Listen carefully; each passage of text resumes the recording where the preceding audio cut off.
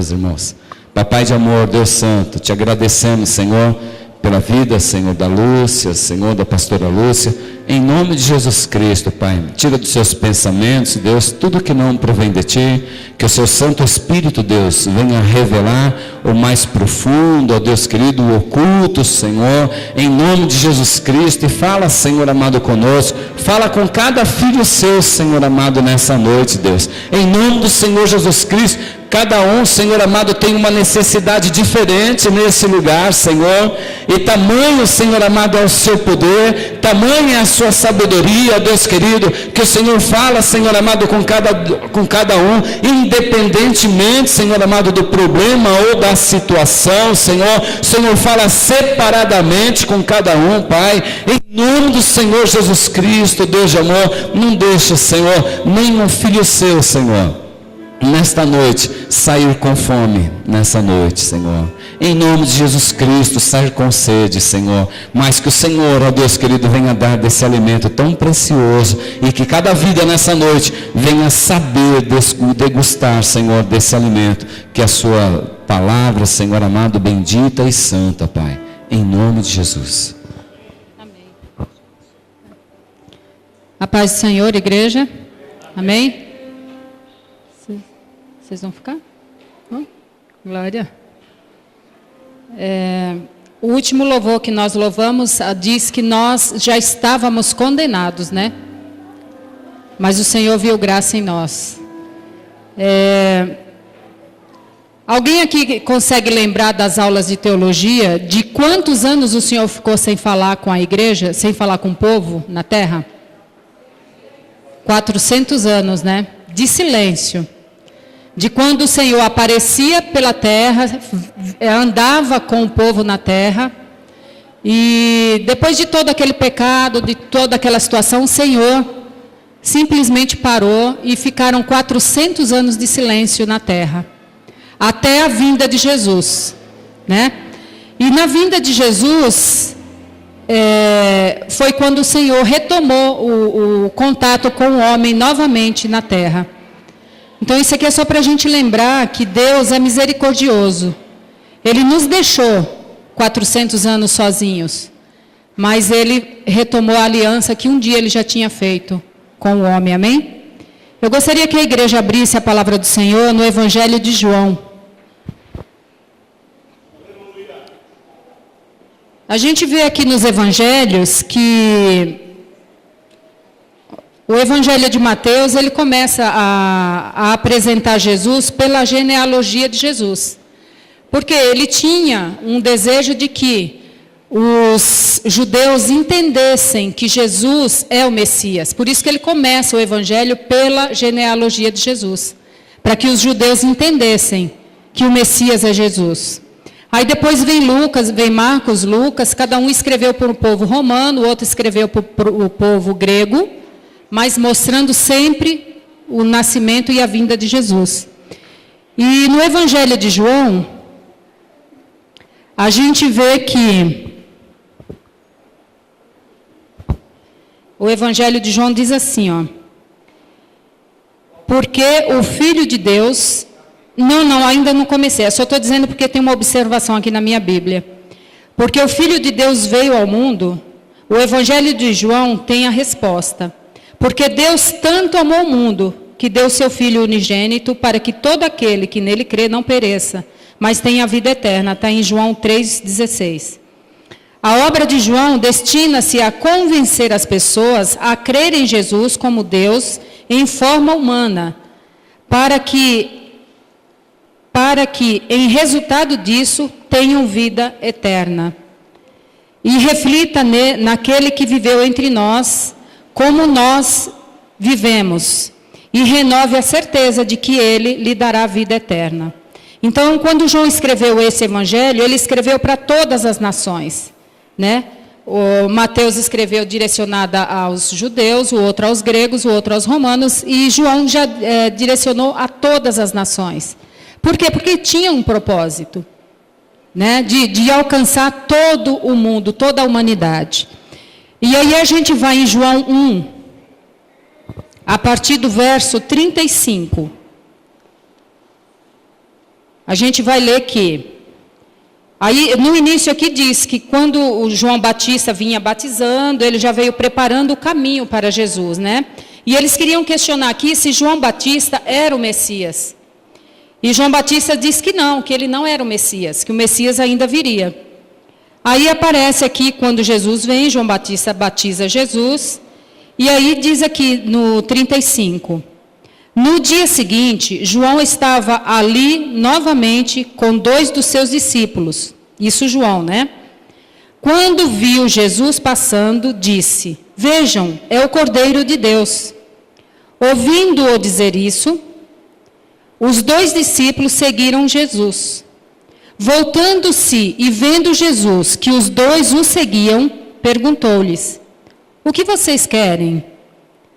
Eles disseram, Rabi, que significa mestre, onde estás hospedado? Respondeu ele, venham e verão. Então foram, por volta das 4 da tarde, viram onde ele estava hospedado e passaram com ele aquele dia. André, irmão de Simão Pedro, era um dos 2 que tinha ouvido o que João dissera e que havia seguido Jesus. O primeiro que ele encontrou foi Simão, seu irmão, e lhe disse, achamos o Messias, isto é, o Cristo. E o levou a Jesus. Jesus olhou para ele e disse, você é Simão, filho de João, será chamado Cefas, que traduzido é Pedro.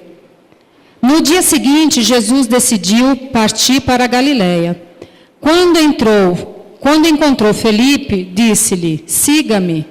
Felipe com André e Pedro era da cidade de Betsaída. Felipe encontrou Natanael e lhe disse, achamos aquele sobre quem Moisés escreveu na lei, e a respeito de quem os profetas também escreveram. Jesus de Nazaré, filho de José. Aí perguntou Natanael, Nazaré? Pode vir alguma coisa boa de lá? Disse Felipe, venha e veja. Ao ver Natanael se aproximando, Jesus disse, aí está um verdadeiro israelita, em quem não há falsidade. Perguntou Natanael, de onde me conheces? Jesus respondeu, eu o vi quando você ainda estava debaixo da figueira, antes de Felipe o chamar. Então Natanael clamou, Mestre, tu és o Filho de Deus, tu és o Rei de Israel. Jesus disse, você crê porque eu disse que o vi debaixo da figueira. Você verá coisas maiores do que essa. E então acrescentou, digo-lhes a verdade, vocês verão o céu aberto e os anjos de Deus subindo e descendo sobre o Filho do Homem. Amém? Então, só para a gente entender qual foi o cenário que Jesus começou o ministério dele, né? Ele veio e já começou assim, com afronta, com sendo colocado à prova, eles dizendo que ainda não era o Messias. E aí, quando ele é colocado à prova, ele rejeitou o ministério que ele tinha? Não, né? Ele continuou e foi adiante. E a gente vê aqui que quando eles falam que ele era Jesus de Nazaré, aí Natanael diz, mas existe alguma coisa boa em Nazaré? Por quê? Porque Jesus, se a gente voltar à história de Jesus, nós vamos ver que quando ele nasceu, os pais fugiram para o Egito, e depois eles voltaram para Nazaré, e ali Jesus viveu com seus pais até os 30 anos. E aos 30 foi que ele voltou para a terra dele, né, para Jerusalém. E nesse tempo, em Nazaré, Jesus não pôde fazer milagre nenhum. Jesus não começou o ministério dele em Nazaré, muito embora ele tivesse vivido ali até os 30 anos. Mas a palavra nos garante também que foi aos 30 que Jesus começou a fazer as obras. Né? Ele primeiro precisou ser batizado, depois de batizado ele começou a obra dele. E assim também é na nossa vida. Nós precisamos primeiro conhecer ao Senhor, declarar que Ele é nosso Senhor e Salvador de nossas vidas, para a gente começar a caminhar no ministério do Senhor. Porque não basta eu crer em Jesus, eu crer na palavra, mas eu não declarar para o mundo que esse é o meu Jesus, que esse é o meu Senhor, que esse é o meu Messias, né? Porque de nada vai adiantar eu crer tão somente, mas não confessar o nome do Senhor. E aí a gente vai vendo que quando Jesus foi rejeitado pelos próprios conterrâneos dele, a gente vê que o ministério dele teria começado verdadeiramente naquele momento, e que era necessário que ele saísse de onde ele estava para começar a obra do Senhor. Ô, Cris, obrigada.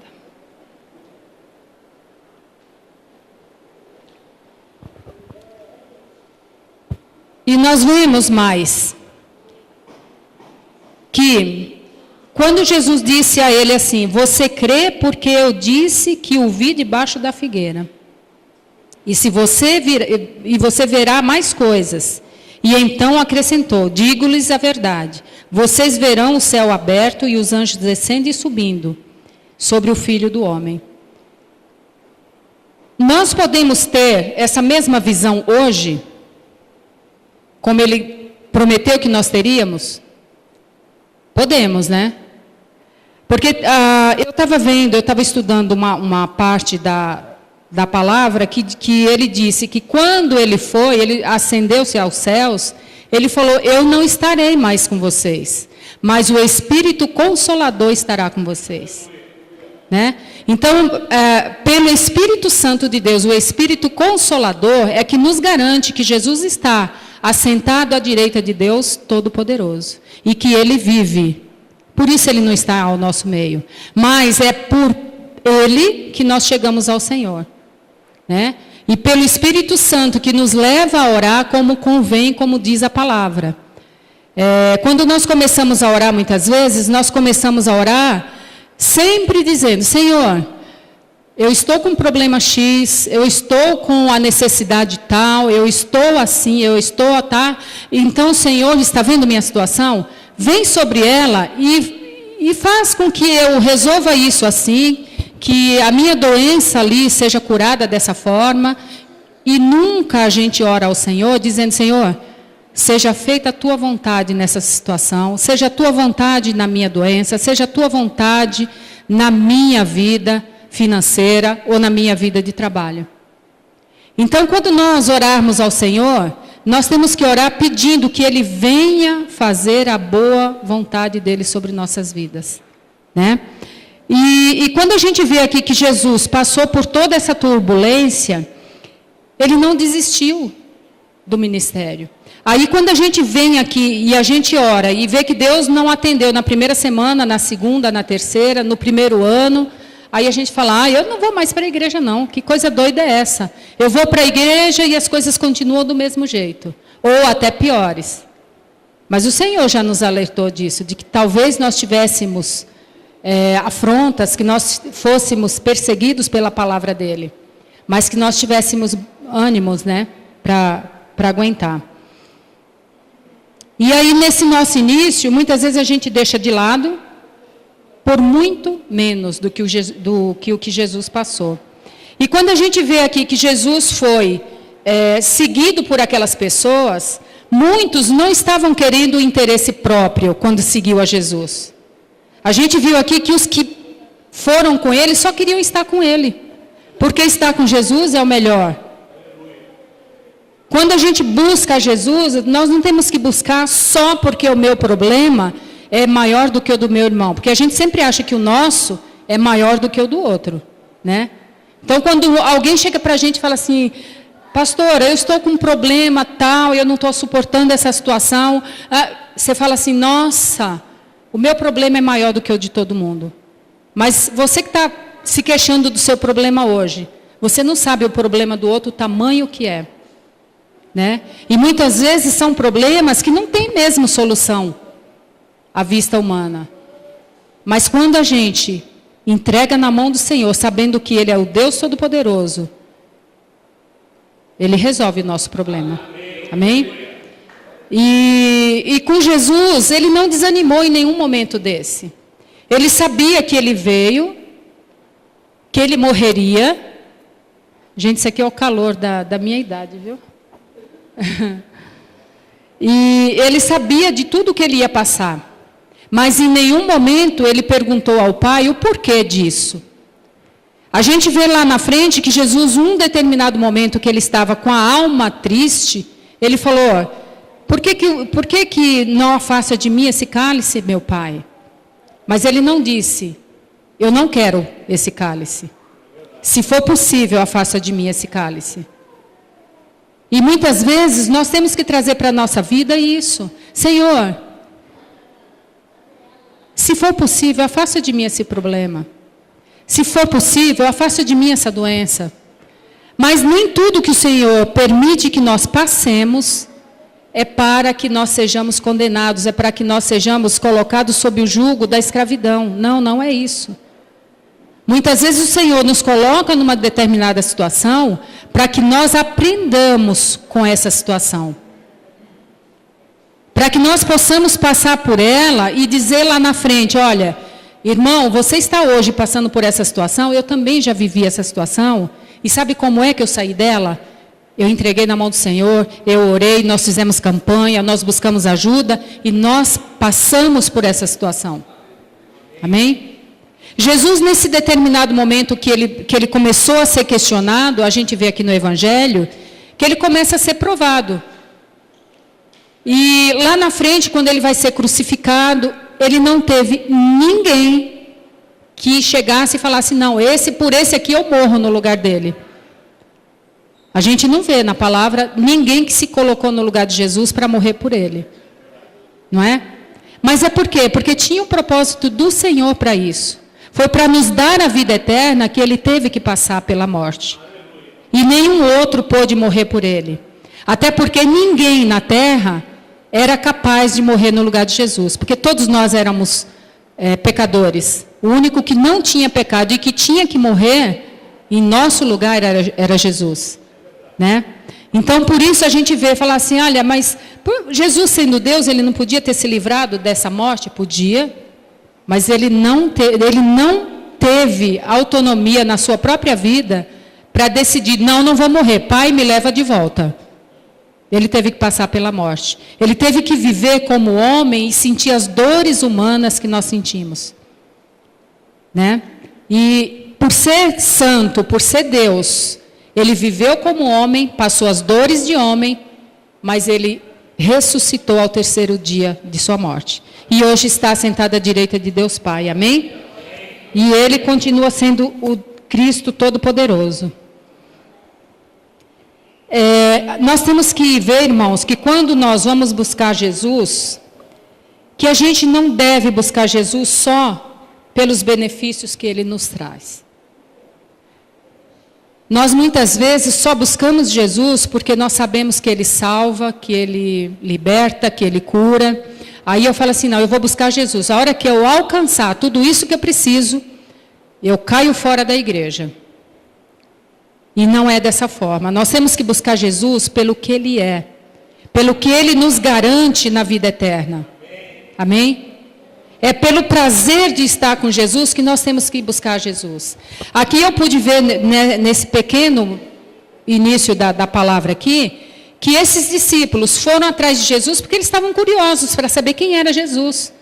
Ele tinha acabado de aparecer e tanto é que os 2 primeiros que foram encontrar ele, viram onde ele estava hospedado e passaram o dia com ele. E eu creio que passaram mais dias e mais dias. E da mesma forma somos nós. Nós hoje sabemos quem é Jesus, para que é que ele veio, e que nós podemos estar com ele pelo Espírito Santo de Deus. E eu creio que nós somos até mais privilegiados do que os que andaram com ele naquela época. Né? Porque aqueles que andaram com ele naquela época, andaram uma certa parte com ele, depois teve os que morreram antes de outras passagens de Jesus. E nós hoje podemos ter toda essa história contada e vivenciada por todos eles. Então nós somos um povo assim beneficiado pelas coisas que Jesus deixou para nós. Além de alcançar toda a misericórdia do Senhor, né? Devemos fazer com que Jesus nos veja e nos pergunte o que queremos. Às vezes você já chegou assim e já falou assim: Senhor, olha para mim e olha dentro de mim se tem alguma coisa que o Senhor reprova, Deus. Eu tenho certeza, eu digo por mim, que 90% de nós só se aproxima do Senhor para dizer: Senhor, me abençoa, Senhor, me guarda, Senhor, me livra, Senhor, me... Mas a gente dificilmente chega diante do Senhor e fala: Deus, olha para dentro de mim, olha para dentro do meu coração. Vê se há algo mal em mim que te deixa triste. Vê aonde eu preciso ser consertado e me conserta mesmo. Se for preciso eu passar pelo fogo, me ponha no fogo. Eu tive uma vez que eu orei assim ao Senhor e Ele me colocou no fogo mesmo. Eu falo para o meu marido que durante 2 anos eu vivi um fogo que eu não pretendo viver nunca mais na minha vida, porque eu falei para Deus: não importa no que vai dar isso, mas eu posso passar pelo fogo sim. E pode me pôr no fogo. E o Senhor me fez passar pelo fogo. E eu creio que ao sair daquele fogo durante 2 anos, o meu coração não é mais o mesmo. Não é mais o mesmo. Muitas coisas eu tive que olhar e abrir mão. Muitas coisas eu tive que mudar. Muitas coisas eu tive que relevar. Eu tive que perdoar. Eu tive que ver a morte de Cristo, que foi muito pior do que eu ter passado por esse fogo. E Ele me deu vida ao morrer. Então, a partir daquele momento que eu passei pelo fogo, não foi fogo, irmãos, de falar assim: não, eu passei uma noite e tudo bem, e hoje está tudo maravilhoso. Não, foram 2 anos. Então, assim, para que você não pense que o Senhor não está na sua causa, não desista no primeiro mês, não desista no segundo, não desista no primeiro ano. Amém? Creia que um dia o Senhor vai te trazer de dentro do fogo, ou se você estiver sobre as águas, mergulhando lá, achando que você está afogado, não desista, que ao sair das águas, você vai sair outra pessoa. Você vai sair totalmente modificado. Amém? Então não se aproxime do Senhor só pelo que Ele pode te dar, não. Se aproxime sabendo que se Ele te colocar dentro do fogo, você vai ter que aceitar e atravessar esse fogo. Amém? Porque você sabe quem vai estar com você dentro dessa fornalha. E cada vez que nós orarmos, nós temos que dizer para o Senhor: Senhor, eu quero a tua companhia comigo. Eu quero o Senhor presente comigo dia e noite, em qualquer situação. Senhor, eu não me envergonho de te convidar para estar comigo. Hoje eu não me envergonho de pedir para o Senhor estar comigo. E eu tenho certeza que, como humana que sou, muitas vezes eu falho. Mas quando eu falho, eu falo: Senhor, o Senhor já me alertou aonde eu falhei. O Senhor está vendo, eu não sou só eu que estou vendo. Eu sei onde o Senhor está me alertando que eu não estou 100%. E na mesma hora eu já peço para que o Senhor me ajude.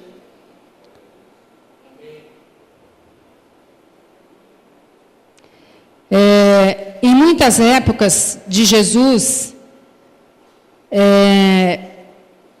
Ele não tinha intimidade com muita gente. A gente sabia que até os discípulos, um deles foi o traidor dele, né? Um deles o traiu e mesmo assim houve perdão até para esse que o traiu. Então, na noite de hoje, o Senhor pede para que você faça Ele te faz essa pergunta: o que você quer? O que é que você quer? Aí quando ele te pergunta isso, ele vai dizer assim: eu vi você me seguindo. Eu vi você me seguindo. O que é que você quer? Nessa noite aqui, tem alguém que está nessa situação de dizer: Senhor, eu vou te seguir. E o Senhor vai olhar para você dentro do seu coração e vai dizer: o que é que você quer?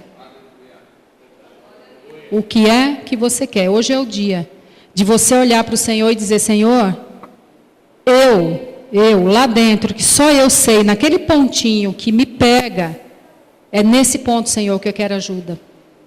É nessa área que eu preciso da tua mão sobre a minha vida. É nessa área que eu quero hoje entregar para o Senhor, porque eu sei que o Senhor está me vendo, eu sei que o Senhor está me ouvindo. Assim como ele viu Natanael lá debaixo da figueira. Ele não precisou falar o nome dele e onde ele estava. Ele falou, eu te vi antes do outro te chamar. Assim o Senhor está olhando para cada um de nós hoje na igreja. E Ele pergunta, o que é que você quer? E é o momento, irmão, de você abrir o seu coração ao Senhor e dizer, Senhor, eu preciso, na área tal, da tua ajuda. Eu preciso da tua mão ser colocada lá dentro e arrancar a raiz desse mal. Porque não adianta, irmãos, nós matarmos o mal, nós temos que arrancar a raiz. E muitas vezes até queimar aquela planta depois que foi arrancada pela raiz. Porque se a gente jogar aquela planta seca sobre a terra, ela vai morrer aquela semente e vai brotar outra vez. Então a erva daninha, quando a gente arranca, quem conhece roça sabe disso, a gente vai arrancar todo o mato que é praga, além de arrancar, tem que se queimar. E da mesma forma são as coisas ruins dentro de nós. Muitas vezes a gente acha que nós arrancamos, mas a gente arranca e acaba deixando num cantinho lá qualquer da nossa casa. Que a qualquer momento o inimigo vai falar, olha, lembra disso aqui? Ainda está aqui, ó. Se você quiser, está aqui do lado. Então, à medida que você pedir para o Senhor arrancar de você alguma coisa que te faz mal, que te leva a pecar, arranca e queima. E fala, eu não faço mais parte disso, eu não quero mais isso para a minha vida. Amém? Então, que nós possamos crer nessa noite, que nós temos um Deus que vive, um Jesus que não está morto. Ele mandou o Espírito Santo para intermediar as nossas orações, porque Ele está ao lado do Deus Pai Todo-Poderoso, vivo. Amém? E o Senhor vê todas as coisas, o Senhor sabe de todas as coisas. Não adianta a gente querer fingir, tá? Que você nessa noite possa dizer para Jesus que você tem uma pergunta no seu intelecto, que há uma coisa em você que precisa ser curada, que há uma coisa em você que precisa da ajuda incessante do Senhor, que há um processo na sua vida que precisa ser trabalhado, que você precisa do perdão e que você precisa perdoar. Amém? E que você está morrendo por falta de amor. E que muitas vezes alguém está morrendo por falta do seu amor. Porque, irmãos, nós somos muito egoístas. Muitas vezes nós queremos que as pessoas que estão ao nosso lado nos amem. Mas eu quero ser amado. Amar? Ah, não, amar não. Como eu quero ser amado e eu não amo quem está do meu lado? Antes de eu me amar, eu tenho que amar quem está do meu lado. Amém? Então, tem muita gente morrendo por falta de amor. Tem muita gente deixando de crer em Jesus pela falta do amor do outro que está do lado. E Jesus não tem nada a ver com a nossa história, com as nossas briguinhas, com as nossas coisinhas, com as nossas confusões. O Senhor em primeiro lugar. O amor dele é incondicional. Não importa se você está bem com quem está do seu lado, se você está com dinheiro, se você está sem dinheiro, se você está empregado. Ame primeiro o Senhor, porque todas as coisas, assim diz a palavra dele, serão acrescentadas. Busca primeiro o reino do Senhor. E todas as coisas serão acrescentadas.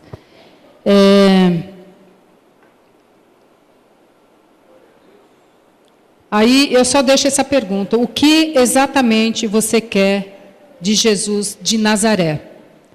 Porque o povo de Nazaré não creu nele, mas nós cremos nele. Amém? Que você diga assim, Senhor Jesus de Nazaré, o Cristo, o Messias. Porque não existe outro. Quando ele fala aqui que ele era de Nazaré, as Escrituras e os profetas já diziam que ele é o único. Não existe outro. Então que você possa se apegar a esse Jesus que está vivo, e dizer para Ele: Senhor, eu hoje preciso da minha mudança. Eu hoje preciso da Tua mão sobre a minha vida. E por que eu comecei a mostrar isso na vinda de Jesus? Quando Ele começou a ser perseguido, e Ele morreu, está à direita do Deus Pai, mas a perseguição a Cristo existe até hoje. A gente vê as igrejas hoje sendo perseguidas, cristãos sendo mortos, e por amor a esse Jesus. Então, por amor a esse Jesus, entregue sua vida a Ele totalmente, 100%. Amém? E que nós possamos continuar orando pela igreja perseguida, que nós possamos continuar orando pelos cristãos que estão sendo mortos, por amor a Cristo. Por amor a Cristo. Amém? Então, que nós possamos nessa noite orar e pedir ao Senhor que Ele venha realmente sustentar os cristãos na face da terra, porque os dias são maus. Nós estamos agora com a semana de carnaval, que a gente sabe que é a festa da carne, e é uma festa onde tudo acontece, tudo pode, mas quem está com o Senhor Jesus, nós temos que fazer outra festa. Nós temos que fazer a festa para Cristo, e dizer que Ele reina, que Ele ainda reina. Que Ele ainda reina, mesmo nos países perseguidos. Lá existe um povo que ainda crê nesse Deus. Amém? Mesmo que eles venham zerar os cristãos lá, vão ser levantados outros para falar do amor de Deus naqueles lugares. Amém? E vamos pedir ao Senhor, eu queria que a igreja se levantasse para nós orarmos pela igreja perseguida.